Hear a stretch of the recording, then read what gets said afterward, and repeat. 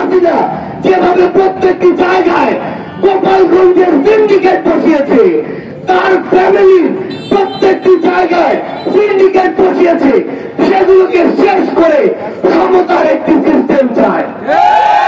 এই ভোলার সহযোদ্ধা আমাদেরকে বলেছে বাংলাদেশের যে জায়গাগুলোতে এখনো দালালি হয়, যে জায়গাগুলোতে এখনো চাঁদাবাজি হয়, হোক সেটা কেউ পোশাক পরে করুক, কেউ সাধারণ পোশাকে করুক, তাদের বিরুদ্ধে সবাইকে সক্রিয় হতে হবে। আমরা এই বাংলাদেশের রাজনীতিতে এমন একটি ধারা দেখেছি, সেই ধারায় শুধুমাত্র যখন ভোটের প্রয়োজন হতো তখনই অনেকে জননেতা সেজে জনগণের কাছে আসতো। কিন্তু বিগত 16 বছরে খুবই হাসিনা সেই ভোটের প্রয়োজনীয়তাও রাখেননি। আজকে যখন আমরা চিন্তা করছি, যেই অভ্যুত্থানে যেই স্পিরিটকে সামনে রেখে আমরা রক্ত দিয়েছি, জীবন দিয়েছি, যেই শব্দগুলো এখন আমরা ধারণ করি বাংলাদেশকে নিয়ে, যেই শব্দগুলো দেখি, সেই শব্দগুলো একটি ঘোষণাপত্রে লিখিত আকারে থাকা প্রয়োজন।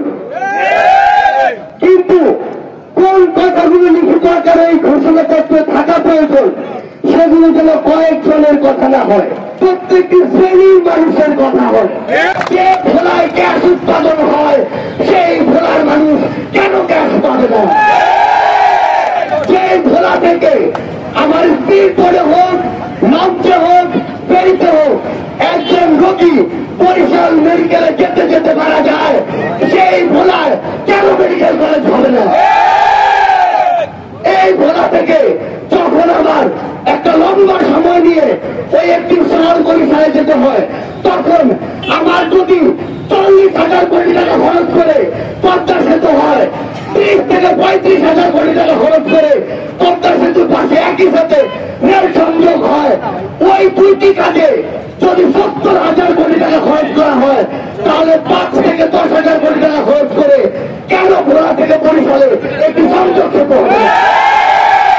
আমরা স্পষ্ট করে একাত্মতা ঘোষণা করছি আজকের এই মঞ্চ থেকে, এই সংযোগ যে সেতু, সেটি বরিশালের একটি মেডিকেল কলেজ বরিশাল থেকে ভোলায় নিয়ে আসতে হবে এবং যেটি ভোলার মানুষকে নিরবিচ্ছিন্ন সহযোগিতা করবে।